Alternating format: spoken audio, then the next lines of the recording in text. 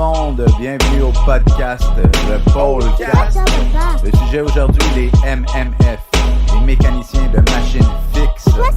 Écoute-moi, je vais dire juste une fois, si tu comprends pas, ben, je vais le redire une dernière fois. Mon métier c'est plus que 3 petites lettres, malgré tout mon métier ça s'écrit MMF. Mécanicien, machine fixe, on fixe la machinerie fixant des gens comme nous. Beaucoup de place, fait du surplace, on t'évite des surprises. La machinerie productive autour de vous, aéroport et transport autour de vous, chimique, pharmaceutique autour de vous, linéaire, alimentaire autour de vous, de ta cafetière à ta papetière. Alors, bonjour tout le monde. Il y a des moments dans la vie où on se dit on est en train de faire l'histoire. Aujourd'hui, des histoires de MMF.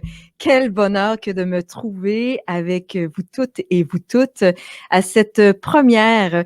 Une première qui nous permet de rencontrer nul autre que Billy Daviau, un MMF extraordinaire qui viendra dans la thématique aujourd'hui de marcher 1000 fois, nous raconter qui il est, ce que ce métier lui a apporté, comment ce métier l'a transformé aussi, parce que chez nous, on aime à dire qu'au-delà de la chimie verte, il y a la chimie humaine. Alors, sans plus tarder, accueillons Billy Daviau. Salut, salut! Ah, salut Billy!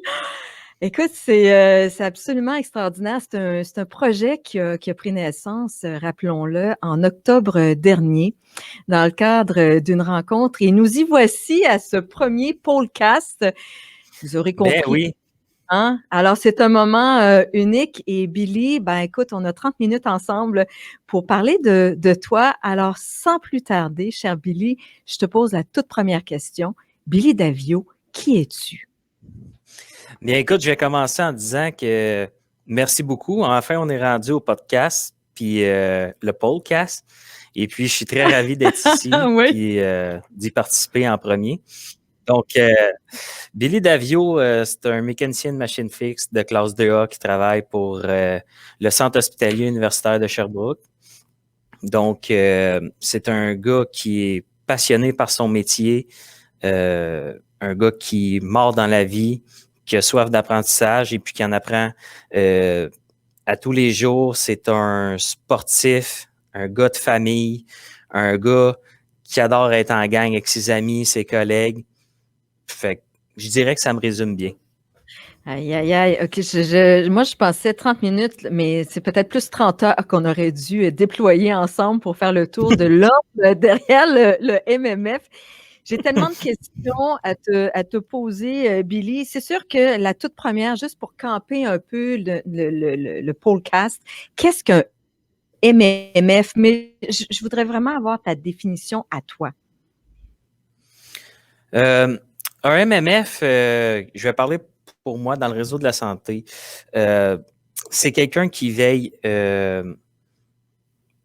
au confort de ses usagers. C'est quelqu'un qui fournit de l'énergie au bâtiment en continu, du côté de la vapeur, la réfrigération, climatisation, l'eau de chauffage, l'eau chaude périphérique, distribution d'eau potable, air comprimé, ventilation, groupe électrogène. C'est quelqu'un qui, c'est ça, doit fournir toutes ces énergies-là en continu, même avec les pannes de courant, tu sais. Donc, ouais. c'est vraiment ça le but, qu'il n'y ait aucune interruption le plus possible. Ah, mais quand j'entends ça, Billy, c'est donc dire que tu couches là-bas? Eh bien, on pourrait quasiment dire ça des fois, avec le manque de personnel parfois, mais comment que ça marche, c'est qu'il y a souvent un chef d'équipe, des gens sur des quarts rotatifs de 12 heures. Et puis, c'est un service qui est 7 jours sur 7, 24 heures sur 24. Donc, c'est une horaire qui roule jour et nuit. Je trouve ça vraiment fascinant de savoir que, ben d'abord, c'est un métier qui est essentiel. Vous êtes peu connu, je me rappelle avec Patrick qui nous disait qu'il faut bien travailler parfois dans l'eau pour faire un métier qui est aussi opaque. Et le thème de notre podcast aujourd'hui, c'est marcher 1000 fois. Quand on préparait cette rencontre ensemble, Billy, tu me dis, Paul, c'est tellement approprié parce que dans une journée, dans une nuit, je peux parler marcher, au-delà de 2000 fois parce qu'il faut toujours que tu te rendes à un point donné, puis avec tout ce que tu as à accomplir comme surveillance aussi. J'aimerais ça que tu me parles de ça un peu de ton quotidien. Mon quotidien, c'est d'abord de commencer toujours par une tournée. On fait notre tournée de la centrale thermique, du côté chauffage, réfrigération. Ensuite, j'ai aussi un gars qui est de maintenance, et même j'en ai 2 présentement, donc qui se promènent dans toutes les salles mécaniques de l'hôpital. Donc, on vérifie les systèmes au glycol, les réseaux fermés et bien sûr, les tests d'eau, très importants dans nos rapports quotidiens. Donc, ça, c'est pas mal le quotidien, je dirais, sur faire la surveillance de nos systèmes, voir si tout marche correctement, remplir notre registre de tournée, répondre aux appels d'urgence, comme assister les autres corps de métier pour isoler des équipements. Donc, le téléphone se fait beaucoup aller dans une journée. J'imagine. Et on discutait aussi du fait que dans le quotidien, il n'y a rien de routinier parce qu'on ne sait jamais ce qui va se présenter dans une centrale thermique. D'abord, pour ceux et celles qui peut-être nous écouteraient ou sont avec nous, qui ont peut-être moins conscience de ce qu'est une centrale thermique, comment tu définirais ça, une centrale thermique, Billy? Écoute, comme je le disais tantôt, tu sais, c'est tout ce qui était énergie, tout ça. Mais si je vais au-delà de tout ça, la routine, tu sais, c'est vraiment, tu sais, les impondérables qui font en sorte que notre journée peut changer du tout. D'ailleurs, tu sais, quand on dit qu'on veut pas d'interruption, tout ça, c'est qu'il peut en avoir, tu sais, ou une légère, et on embarque sur les groupes électrogènes qui est des génératrices, qu'on pourrait dire en bon québécois. Et puis, chaque année, au moins deux fois, je dirais, on perd Hydro-Québec, tu sais, puis c'est la folie furieuse, le téléphone vient rouge. Puis c'est là vraiment qu'on est sollicité puis qu'on voit à quel point on est important comme travailleur essentiel du réseau de la santé et à quel point on doit communiquer avec les coordonnateurs d'activité et les rassurer pour leur dire le point sur la panne et quand ça va revenir. Tu sais, on a des équipements à repartir, des étapes. Le travail d'équipe est vraiment primordial et c'est à ce moment-là, il faut avoir vraiment toute sa tête pour limiter l'impact du côté client. Écoute, j'allais justement te dire, il faut avoir vraiment une présence d'esprit. Il faut être là au bon moment, être bien entouré, connaître ses machines aussi, savoir où sont tous les éléments, y avoir accès rapidement. Mais tout ça m'amène à te poser une grande question. Là, je vais plonger un peu plus dans la vie de Billy Daviau, parce que Billy Daviau est arrivé à choisir ce métier-là, mais il y a peut-être quelqu'un qui t'a préparé à ce métier-là. Puis j'aimerais ça que tu me parles un peu de pourquoi tu as choisi ce métier. Et ma deuxième question, qui t'a influencé à choisir ce métier? Écoute, cela a commencé très, très jeune, mais j'étais pas au courant que je savais déjà c'était quoi ce métier-là. Et puis, c'est un peu plus tard, vers la vingtaine, que après une couple d'essais à l'école dans différents métiers, j'étais un peu comme, je dirais, la majorité des étudiants qui sortent du secondaire, qui étaient un peu perdus. Ouais, on cherche, là. On sait pas dans quoi qu'on s'en va. On est comme peut-être face à trop de choix. Il nous manque des fois, on va aller faire quelque chose. Il nous manque un cours. On sait pas si on va le faire parce qu'on sait pas si on va aimer ça. Et moi, j'ai eu la chance de travailler dans une usine qui faisait du MDF où j'ai été assistant opérateur à un mécanicien de machine fixe. Et c'est là que je me suis rendu compte que mon père faisait une partie de ce métier-là. Mais tu savais pas nécessairement à l'époque ce que ton père faisait non plus, là, parce que c'est un peu toujours nébuleux, ça. Je savais qu'est-ce qu'il faisait, mais depuis que je suis toute jeune, il m'appelle mon petit chauffeur de baller. Oh, c'est Puis, cute. je savais pas trop c'était quoi, mais au final, c'est ça que je suis devenu. Donc, un chauffeur après, de baller. Wow. Ouais, un chauffeur de baller. Baller en anglais qui est chaudière à vapeur en français. Donc, Après avoir connu ça en usine, peu importe qu'est-ce qui y arrivait, c'est sûr que je me lançais là-dedans.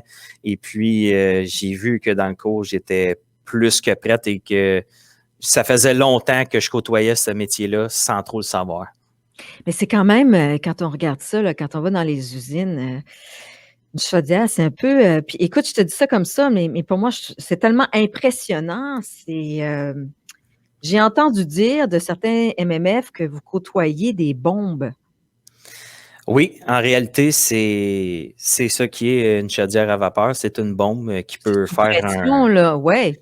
sous pression. On parle dans les 100 PSI. Des fois, des usines, ça peut monter jusqu'à 200, 300 PSI.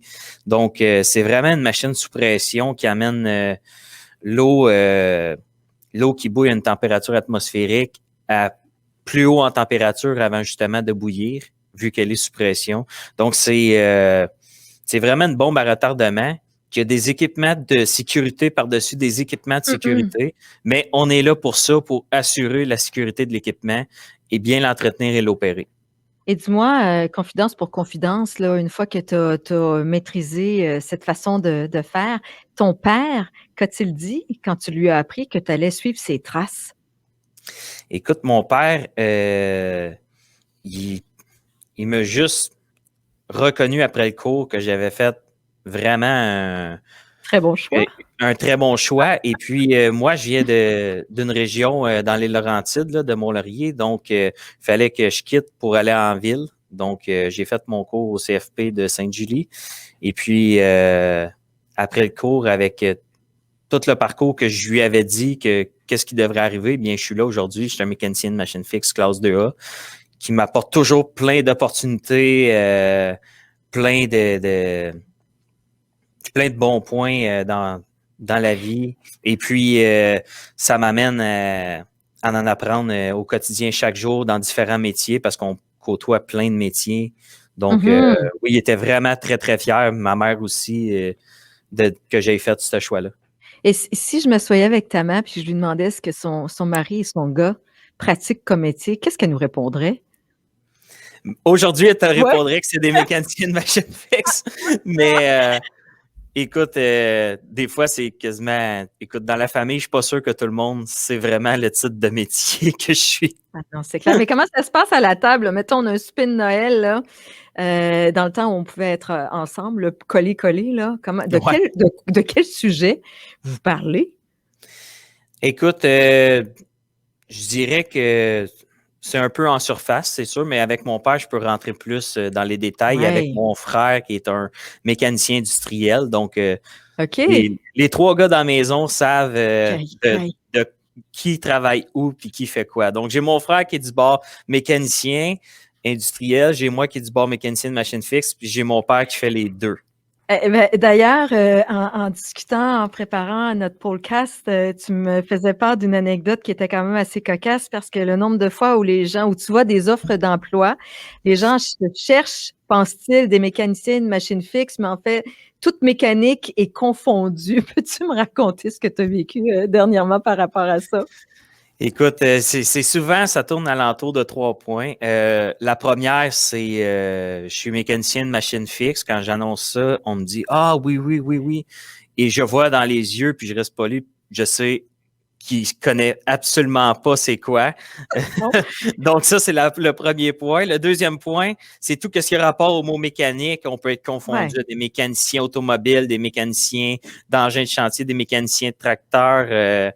Écoute, tout sauf encore le vrai métier qu'on pratique.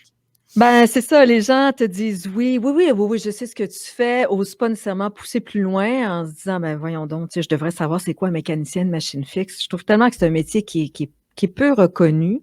Puis d'ailleurs, quand on va dans une centrale, en fait, dans mes premières expériences, l'image que j'en avais, c'était les films à la Arnold Schwarzenegger. C'était toujours quelque chose de glauque qui se passait avec de la vapeur dans les centrales thermiques. Et là, je me dis, ben non, c'est autrement que ça, là. Et quand je vous rencontre, vous êtes tellement plein de vie. Mais c'est vrai de dire que dans les centrales thermiques, c'est quand même, ce sont des lieux qui sont fermés, retirés, peu de lumière aussi. Puis là, je me dis, mais comment comment vous vous retrouvez dans ce milieu-là, puis comment vous êtes capable de nourrir votre énergie, tu sais, à tous les jours, là? Eh bien, pour revenir à Arnold Schwarzenegger et Ouais. les films, donc souvent dans les rencontres clandestins, on voit souvent que c'est dans des Oui, tours à immeubles et tout ça, mais quand tu regardes tout l'ensemble du décor, c'est vraiment dans les souterrains des centrales thermiques que ça se rencontre pour faire des choses clandestinement. Donc, exactement. moi, maintenant, je me reconnais dans les films. Je vois des centrales thermiques, des tunnels et tous les espaces où je travaille avec les grosses pompes, J'espère des que tu es pas en train collants ouais, c'est de ça, vapeur, tu sais. j'espère que tu es pas en train de nous annoncer qu'il va y avoir une tournure clandestine à ton métier, là, quand Non, même. non, non, mais c'est quand même le fun, ça, voir des acteurs qui se tiennent dans nos milieux de vie, mais qu'on ne sait pas c'est quoi à l'écran, tu sais. Ah non, c'est Mais ça. tu sais, moi, pour ma part, revenir à ta question, moi, qu'est-ce que je fais, tu sais, Oui. c'est après une journée, tu sais, tu essaies de profiter du plein air un peu, aller essayer de tirer de la lumière, tu sais, ou l'hiver, tu sais, on rentre à 7 heures, on finit à 7 heures. On l'a pas Ouais. vu, la lumière. Donc, moi, tu sais, j'ai mes sports, je vais faire mes arts martiaux mix, je vais voir les boys au gym ou, tu sais, je vais à l'aréna jouer au hockey. Tu sais, pour moi, personnellement, ça passe par le sport puis l'effet de gang, tu sais. Après avoir été un peu plus tout seul, des fois, tu sais, une nuit de travail ou des fois dans le jour, ça arrive qu'on est plus tout seul, tu sais, on est éloigné plus de Mhm. la bâtisse. Ben moi, c'est d'aller chercher ce contact-là avec les gens puis faire mes sports, tu sais. Ah non, définitivement. C'est toujours cette question, hein, peu importe le métier, mais peut-être encore plus précisément dans celui que toi, tu pratiques, d'être capable de cultiver cet équilibre entre le métier parce que tu es en constante formation aussi. Alors, oui, c'est une passion, mais il faut quand même harmoniser avec un plaisir qui est tout autre aussi, qui va t'amener à mieux faire le métier encore. Et Effectivement. tu sais, on parle de centrales thermiques pour y être allée, moi aussi, à plusieurs reprises. J'aimerais ça que tu me dises comment tu aimerais que les gens autour de toi reconnaissent le métier? Euh, Écoute, dans le fond, moi, j'aimerais juste ça que le monde sache c'est quoi un mécanicien de machine fixe, Mmh. puis qui se laisse pas juste avoir par le titre, tu sais, qui sache juste c'est quoi en écoutant ce podcast-là, justement, en sachant qu'il y en a dans presque tous les bâtiments industriels, les tours à bureaux, les usines, les Mmh. arénas, tu sais, il y en a vraiment beaucoup. Des fois, c'est du monde qui passe par une surveillance périodique, qui viennent faire les tournées, les tests d'eau, c'est pas très gros, ils s'en vont, mais ça reste des mécaniciens de machines fixes. D'autres fois, c'est des surveillances comme nous continues ou interrompues 1 heure sur 2. Ça prend du monde 7 jours sur 7, 24 heures sur 24.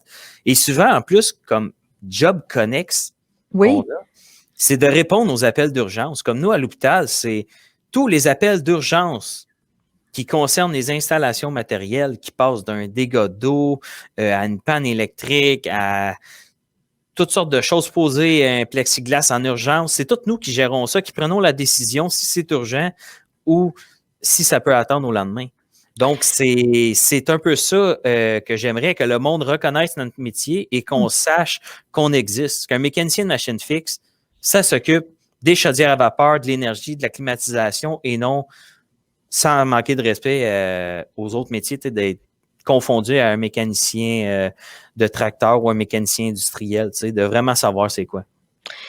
Ouais, et puis on a un peu, tu sais, on l'a vécu en pandémie aussi, on a l'impression parfois que tout fonctionne tout seul. On oublie qu'il y a des hommes et des femmes qui sont derrière toute cette machinerie fixe, qui font en sorte que tout roule, rondement.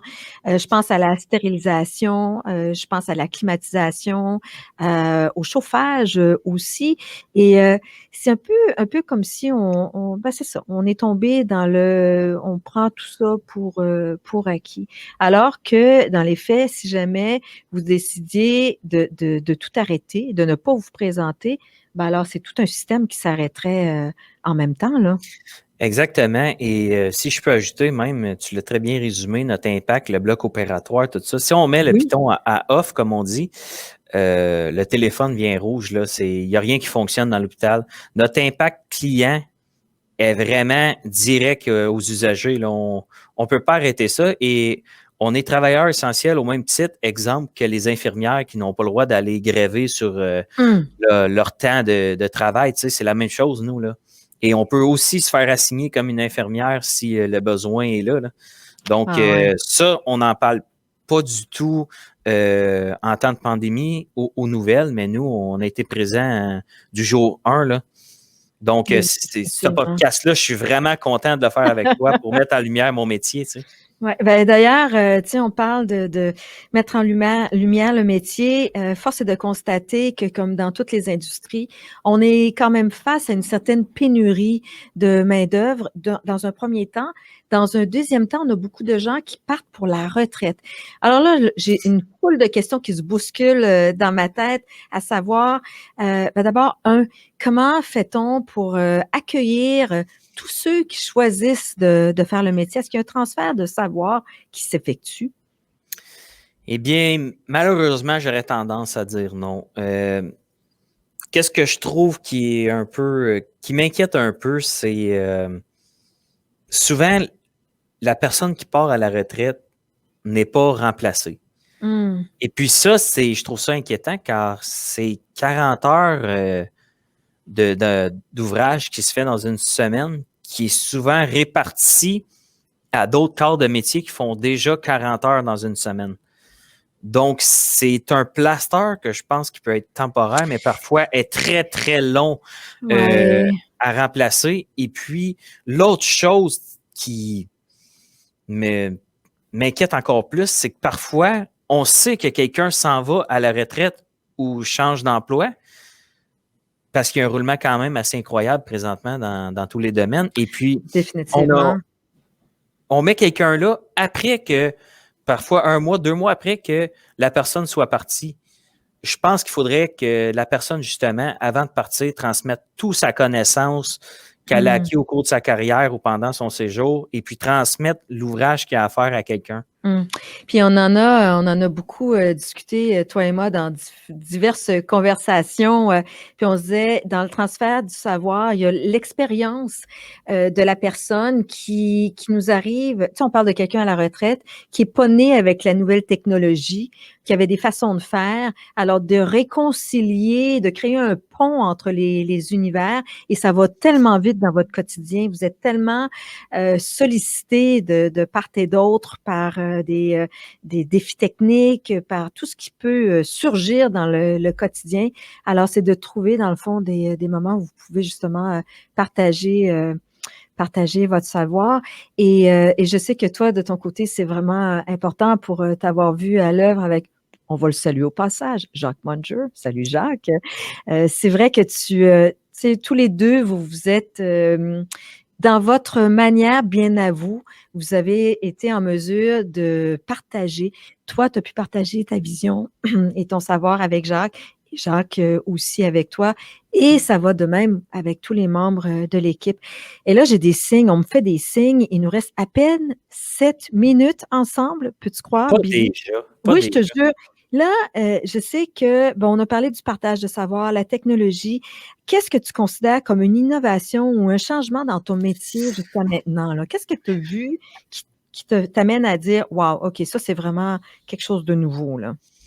Écoute, c'est aussi simple que ça. Je vais y aller avec la technologie. La technologie, c'est vraiment quelque chose qui a évolué énormément. Quand on pense que notre métier a commencé dans le Titanic à pelleter du charbon pour faire avancer le bateau. Écoute, respirer cette matière-là. Et aujourd'hui, on regarde la technologie que c'est rendu de l'automatisation, de la grosse surveillance d'écran, des logiciels ultra compliqués avec de la programmation. Ça a vraiment, vraiment évolué. Et puis, c'est ça, tu sais. Moi, je pense qu'il y a aussi l'environnement. L'environnement, c'est quelque chose qui vient nous joindre, là.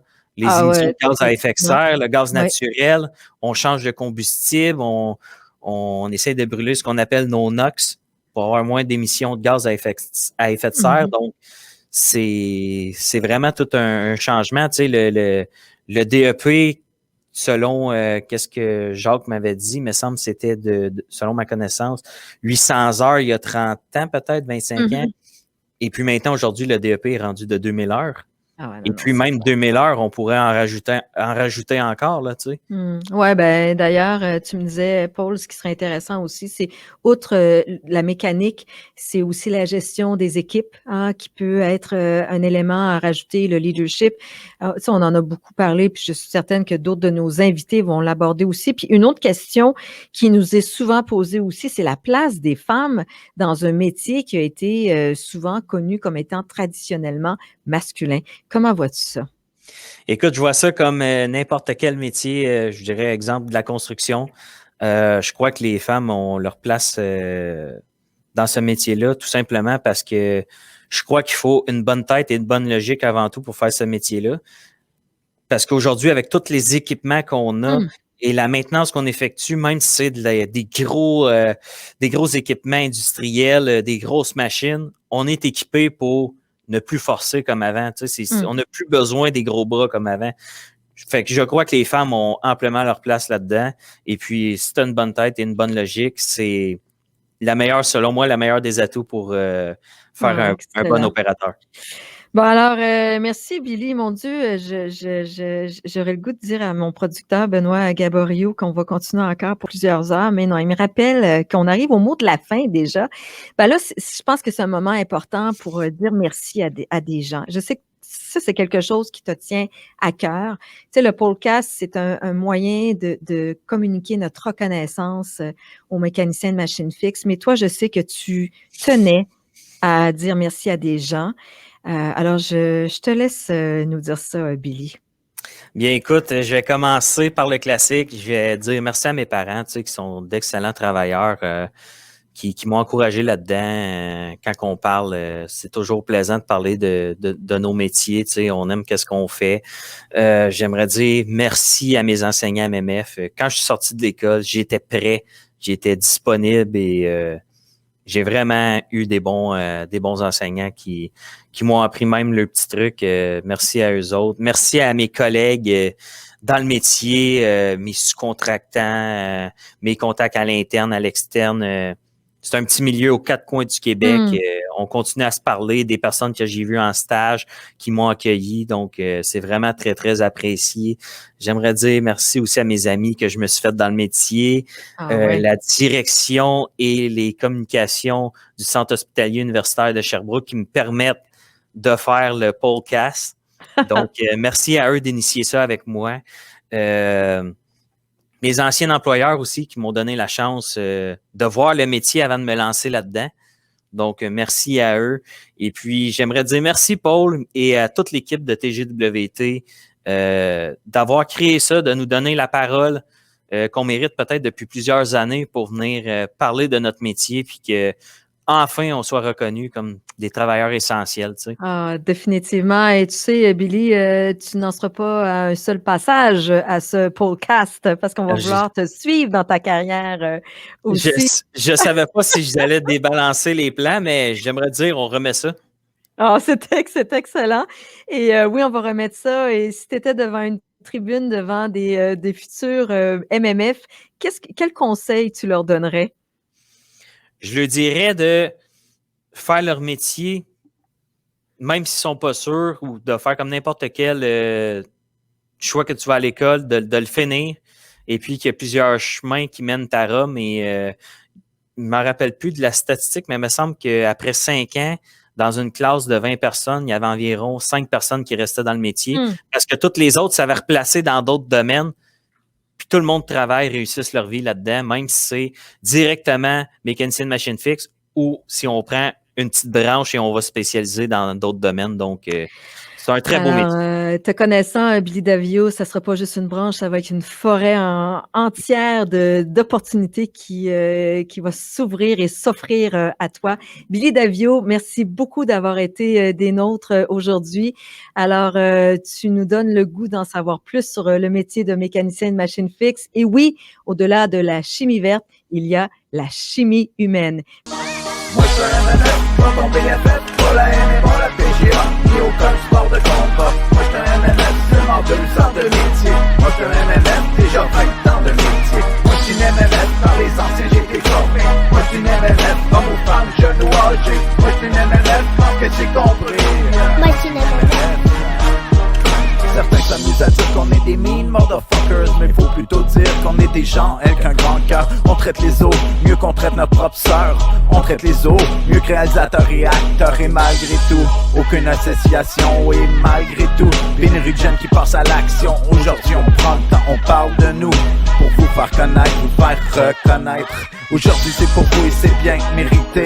Aujourd'hui pour vous un hommage et une petite pensée. Aujourd'hui pour vous parler sa gang d'invités. Aujourd'hui ouais on a eu cette bonne idée ouais. Aujourd'hui pour vous original. Aujourd'hui GWT. Ah oui original va bien aller. Ben ouais tout va bien aller. Moi je fais un moi ton BFF.